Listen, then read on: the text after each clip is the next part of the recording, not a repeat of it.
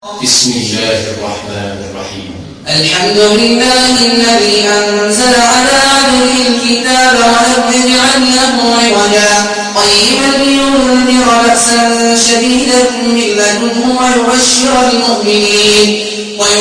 المؤمنين الذين يعملون الصالحات أن لهم أجرا حسنا ماكثين فيه أبدا وينذر الذين قالوا اتخذ الله ولدا ما لهم به من علم ولا لآبائهم كبرت كلمة تخرج من أفواههم إن يقولون إلا كذبا فلعلك باخع نفسك على آثارهم إن لم يؤمنوا بهذا الحديث أسفا إنا جعلنا ما على الأرض زينة لها لنبلوهم أيهم أحسن عملا وإنا لجاعلون ما عليها صعيدا جرزا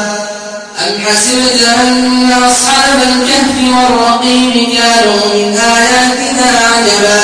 إذ أوى الفتية إلى الكهف فقالوا ربنا آتنا من لدنك رحمة وهيئ لنا من أمرنا رشدا فضربنا على آذانهم في الكهف سنين عددا ثم بعثناهم لنعلم أي الحزبين أحصى لما لبثوا أبدا نحن نقص عليك نبأهم بالحق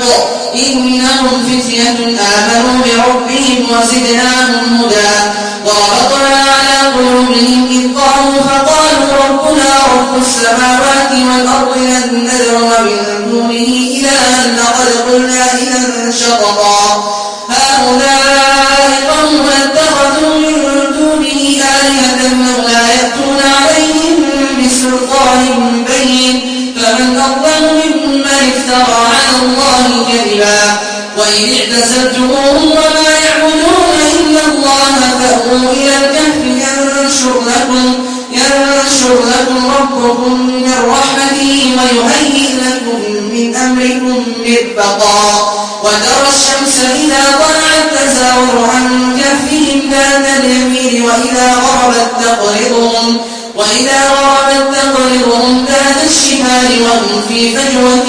منه ذلك من آيات الله من يهد الله فهو المهتد ومن يضلل فلن تجد له وليا مرشدا وتحسبهم أيقاظا وهم رقود